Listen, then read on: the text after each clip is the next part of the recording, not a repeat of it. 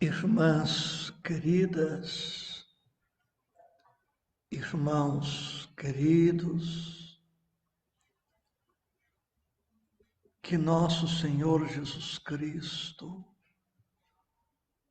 nos abençoe com a sua paz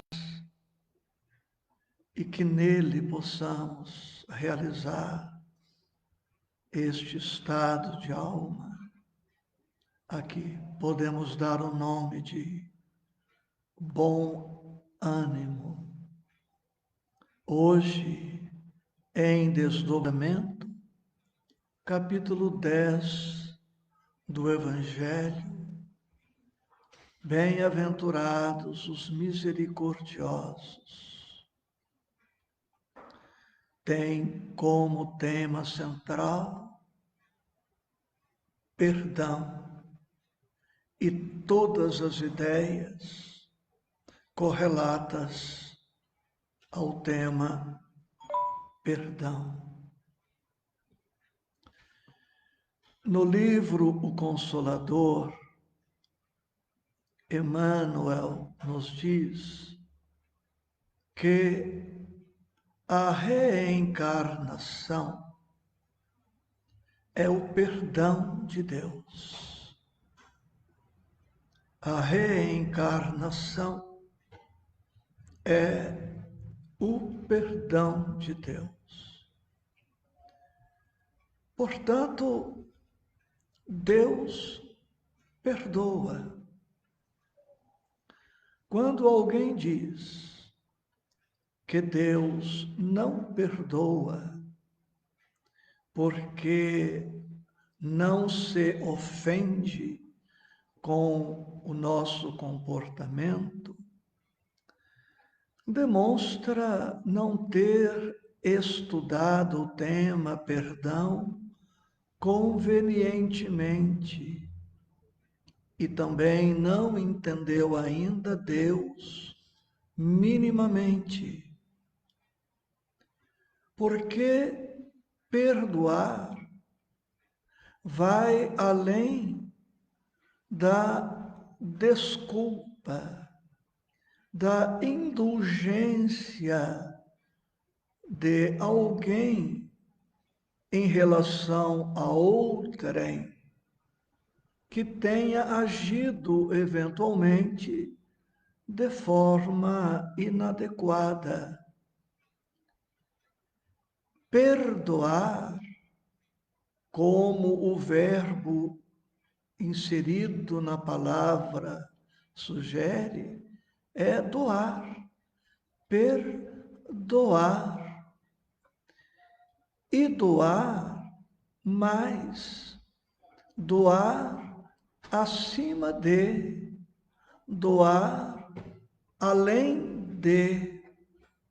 Perdoar, pois, implica a ideia de o ofendido, ou aquele que assim se considera, doar ao ofensor algo de que o ofensor esteja necessitando. E em se tratando de Deus, Deus não se sentiu ofendido, magoado pelo nosso comportamento, mas Deus nos concede outras oportunidades para que possamos fazer melhor aquilo que, porventura, não tenhamos feito bem.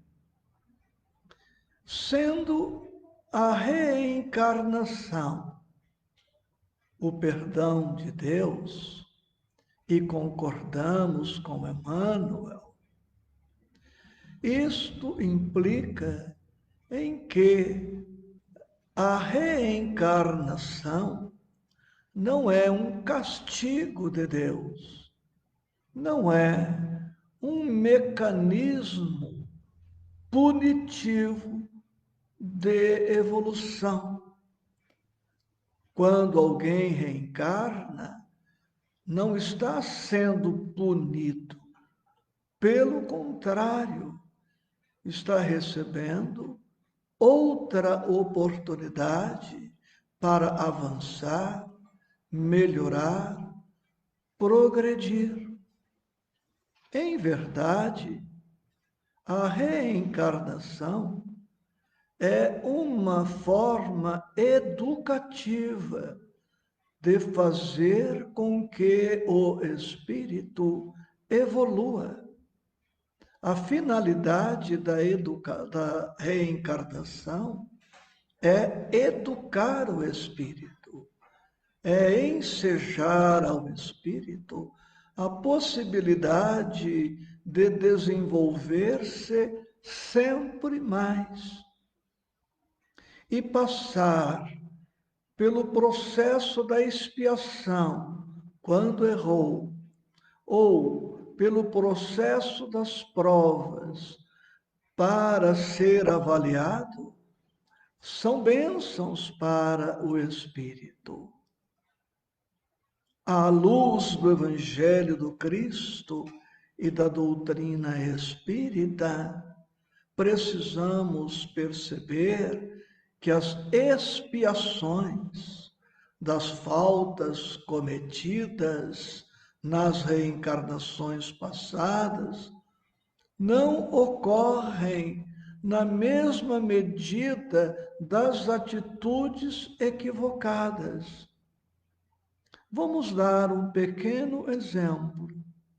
Alguém, numa situação qualquer, arranca o braço de alguém. Deus ensejará de futuro a reencarnação para o criminoso, não com a intenção de puni-lo, mas de educá-lo, de despertá-lo para o bem que ele não praticou. E não significa que necessariamente para expiar a falta pretérita terá que perder também um braço inteiro. Porque a pena de talião, dente por dente, olho por olho, etc., vigora, segundo Emmanuel, ainda no livro O Consolador, para aquele que não ama, para aquele que ainda não optou pelo bem.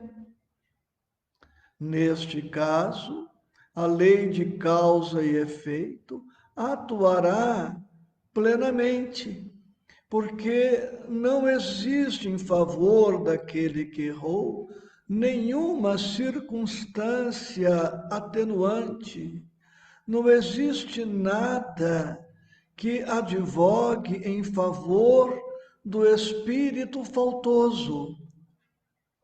Mas quando o espírito, após um erro cometido, seja este erro qual seja, se decide pela melhoria pessoal, pelo crescimento, pela educação, pela reparação, se arrepende, sofre em virtude do erro, tudo isto vai atuar em favor do espírito equivocada. Portanto, a lei de causa e efeito funciona diferente quando o amor entra em cena. Por quê? Porque agora, além da justiça, aquele que agiu de maneira inadequada, mas posteriormente optou pelo bem, passa a ter em seu favor a misericórdia divina. E com isto, ele vai expiar, reparar de forma mais amena que a maneira anterior com que agiu. Então, misericordioso é todo aquele que está seguindo uma lei de Deus. Qual lei? A lei de amor. Ser misericordioso, tema do capítulo 10, ser perdoador é colocar em ação o amor.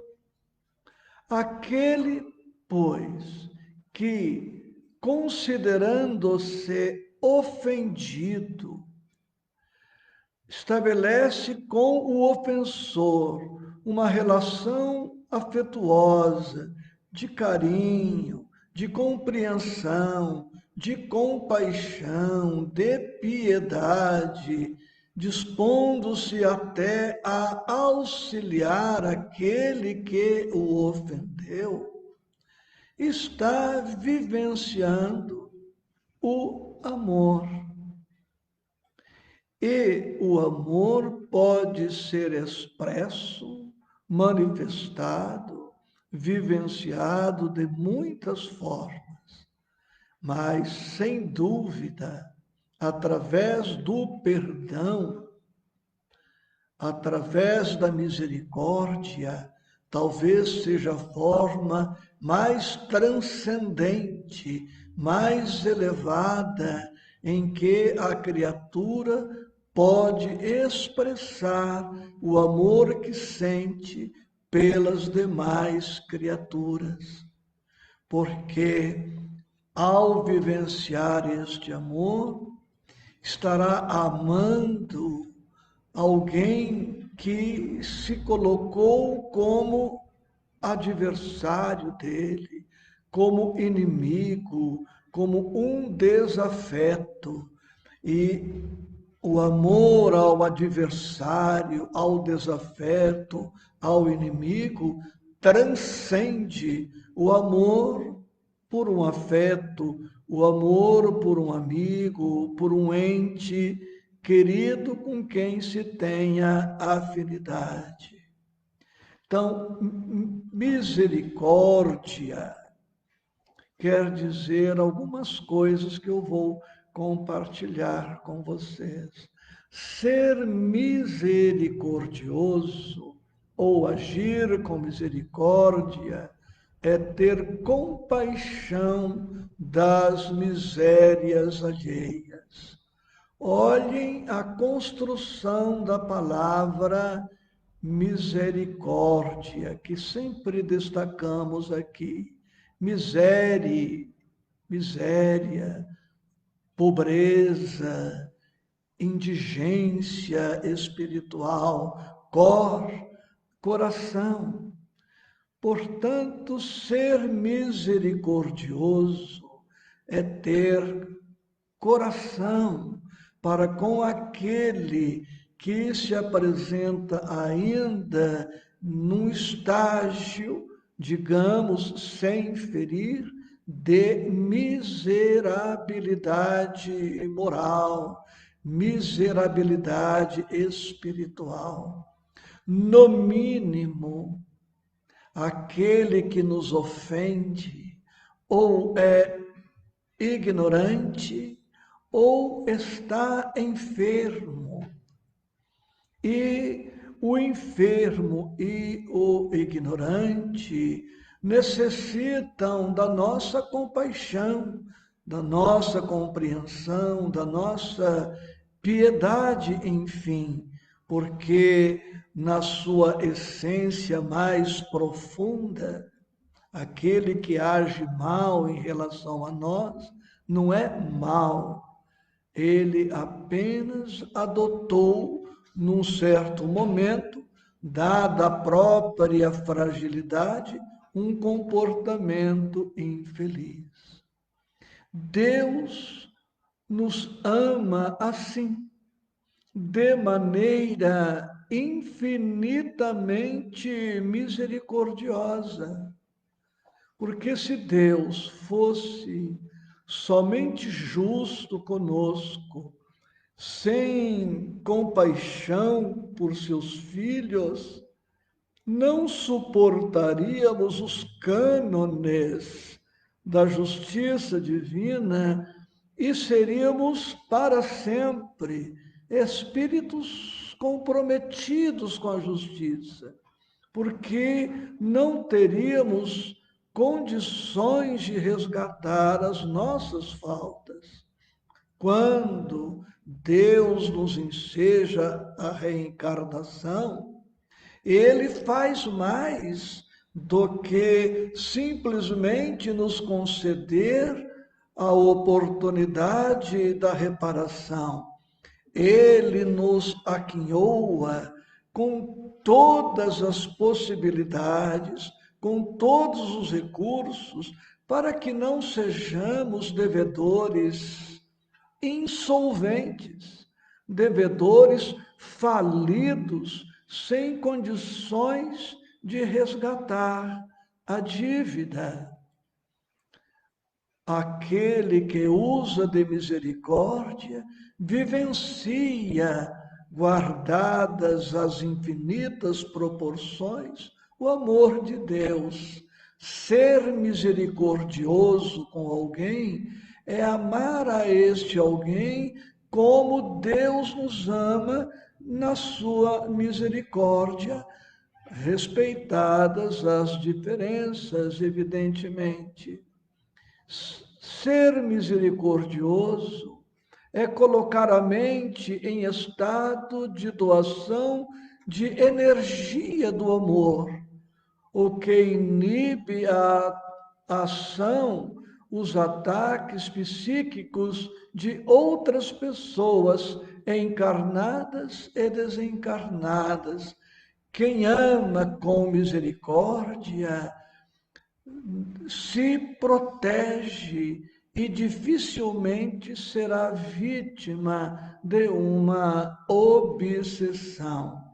Pode sofrer alguma influência negativa, de que ninguém está isento, mas a probabilidade de instalar-se uma obsessão para aquele que ama de maneira misericordiosa é mínima esta possibilidade.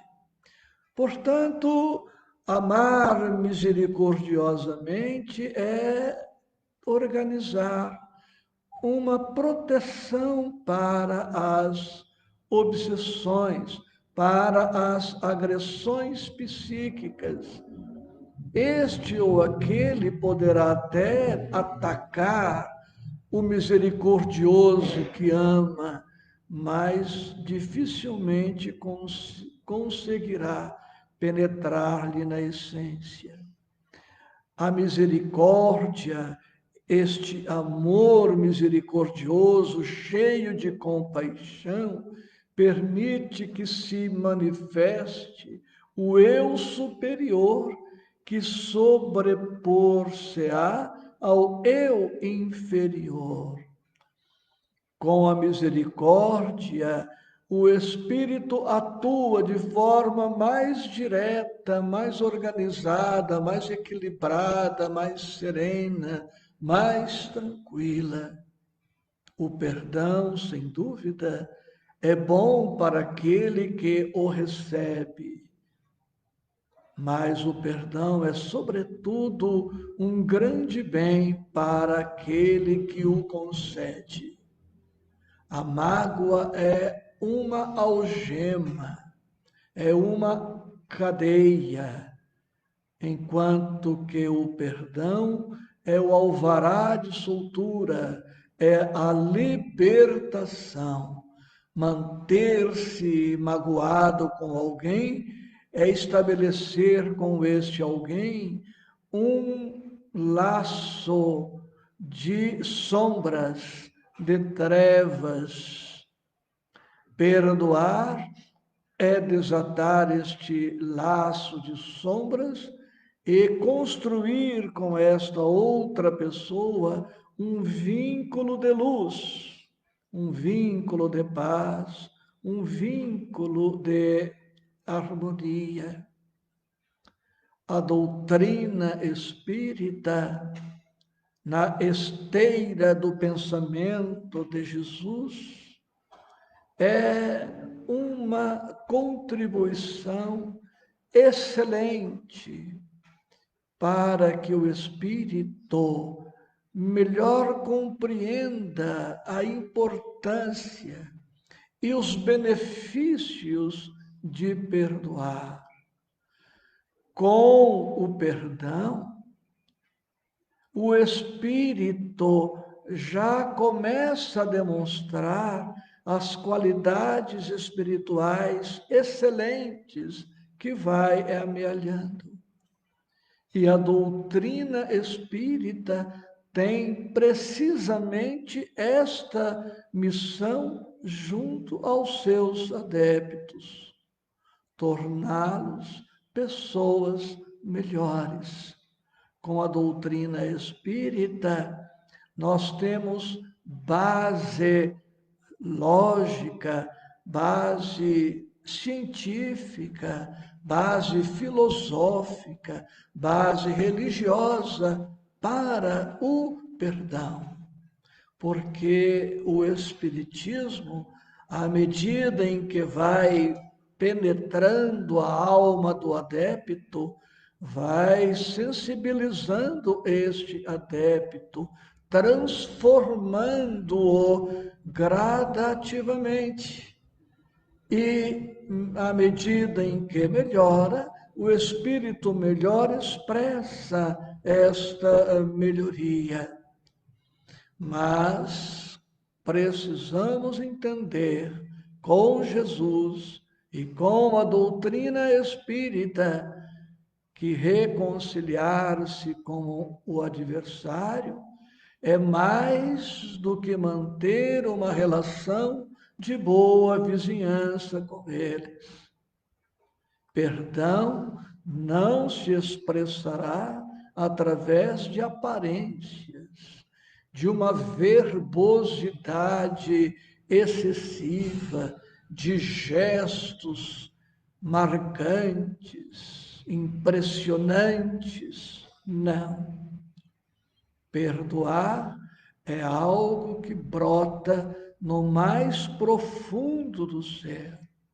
Aquele que perdoa terá que ir na sua essência mais profunda e de lá extrair o melhor que vem conquistando através dos séculos, dos milênios, para colocar isto a serviço de uma reconciliação profunda, verdadeira e definitiva.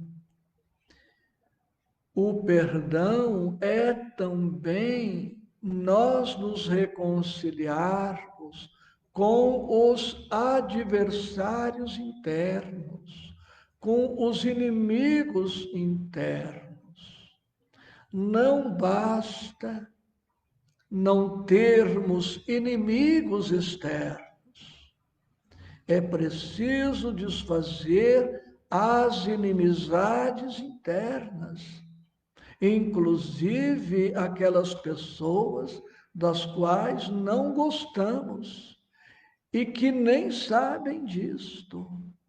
Se existe uma pessoa, colocando agora o pensamento no singular, se existe uma pessoa de quem eu não goste, esta pessoa pode até ignorar esse fato, mas eu já estou precisando de uma reconciliação comigo mesmo, preciso de um esforço de superação destes pensamentos e sentimentos enfermiços, porque se eu não atacar estes estados espirituais mais profundos, eles poderão a qualquer momento emergir, brotar. Por isso, quase sempre, uma altercação com alguém uma discussão, uma reserva, uma rejeição, uma ojeriza, uma antipatia, não começa no momento em que o atrito se instala. Antes deste momento, a crise já existia no âmago de um destes contendores, ou já estava presente na intimidade dos contendores. A crise que vemos é a expressão da crise que já existia antes e que, por alguma circunstância, não tinha sido ainda evidenciada. As crises começam pequenas e começam no mundo íntimo. Se eu estou intimamente em paz com uma pessoa, o atrito com ela não se dará se depender da paz que tenho para com ela. Quando, pois, eu entro em rota de colisão com alguém, esta colisão já era interna. E quando alguém entra em rota de colisão comigo, ele já estava colidindo mentalmente há tempos.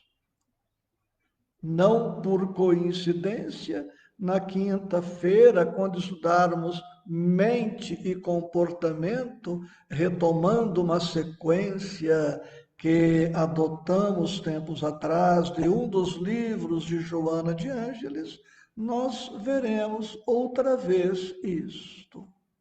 O grande adversário que temos está sempre conosco. Esses adversários são as nossas culpas, os nossos complexos, as nossas sombras, as nossas projeções negativas, o grande ser desconhecido que somos. O inimigo mora dentro de nós. Um dia perceberemos que ninguém pode de fora para dentro me fazer qualquer mal. Temos aqui em nossa reunião alguns companheiros. Que mal eles poderão fazer se eu não permitir que este mal ocorra? Que mal poderei eu fazer a eles se eles se protegerem e, estribados no Evangelho, não se permitirem que o meu comportamento enfermiço os afete? Está chegando o momento feliz da humanidade neste terceiro milênio para perceber que o mal que me faz o mal é o mal que eu faço, porque revela o mal que existe em mim. Complexo pensamento, o mal que me faz mal é o mal que eu faço, porque é a exteriorização do mal que eu carrego em mim. O mal que eu pratico como sujeito ativo me faz mal. O mal que eu suporto, que eu recebo como objeto, não me faz mal. Sujeito do mal é uma coisa, objeto do mal é outra coisa. Quando eu ajo mal, eu sou o sujeito que está agindo mal. É este o mal que me fará mal. E não é jogo de palavras isso. Isso é psicologia e filosofia puras. O mal que eu sofro como sujeito, como objeto, perdão, quando um sujeito mal me faz mal como objeto, esse mal, na verdade, não me faz mal porque é um mal exterior. Não disse Jesus que o que faz o mal é o que sai pela boca e não o que entra, é disto que estamos falando numa outra linguagem. Eu tenho aqui, queridos, o livro Aulas da Vida, de nosso Chico, com espíritos diversos, e eu vou trazer o capítulo 16, Vantagens do Perdão. E eu me permiti aqui relacionar quais são estas vantagens e quantas vantagens são. E eu me surpreendi. Emmanuel, numa página, e está toda ela aqui, sinaliza com 14 vantagens do perdão, e eu vou ler para você. Mas antes eu quero aqui abraçar a Karina Bataus, de Araraquara, Rosa Claro, de Bauru, Hamilton Miranda, de Oswaldo Cruz, Nadir Faco, também de Oswaldo Cruz, Solange Claro, de São Bernardo do Campo, e Silvia Garcia, que vejo aqui no Instagram, e certamente outros corações queridos. Jesus, por quê? Se perdoardes aos homens as suas ofensas, também vosso Pai Celestial vos perdoará a vós. Mateus 6, 14. Leio. Quando Jesus nos exortou ao perdão, não nos induzia exclusivamente ao aprimoramento moral, mas também ao reconforto íntimo, a fim de que possamos trabalhar e servir livremente na construção da própria felicidade. Registremos alguns dos efeitos imediatos do perdão nas ocorrências da vida prática. Alguns dos efeitos, e ele mencionou 14. Imagina se ele resolvesse elencar todos. 1. Através dele, do perdão, ser-nos-á possível promover a extinção do mal, interpretando-se o mal por fruto de ignorância ou manifestação de enfermidade da mente. Segunda vantagem, impediremos a formação de inimigos que poderiam surgir e aborrecer-nos indefinidamente, alentados por nossa aspereza ou intolerância. Terceira vantagem, liberar-nos-emos de qualquer perturbação no tocante a ressentimento. Quarta vantagem, imunizaremos o campo sentimental dos entes queridos contra emoções, ideias, palavras ou atitudes suscetíveis de marginalizá-los por nossa causa nos despenhadeiros da culpa. Quinta vantagem, defenderemos a tarefa sob nossa responsabilidade, sustentando-a a cavaleiro de intromissões que, a pretexto de auxiliar-nos, viessem arrasar o trabalho que mais amamos. 6. impeliremos o agressor a refletir seriamente na impropriedade da violência. 7. Adquiriremos a simpatia de quantos nos observem. 8. Levando-os a admitir a existência da fraternidade, em cujo poder dizemos acreditar. Quantos perdoem golpes e injúrias, agravos e perseguições? 9. Apagam incêndios de ódio. Ou 10. Extinguem focos de delinquência no próprio nascedouro. 11.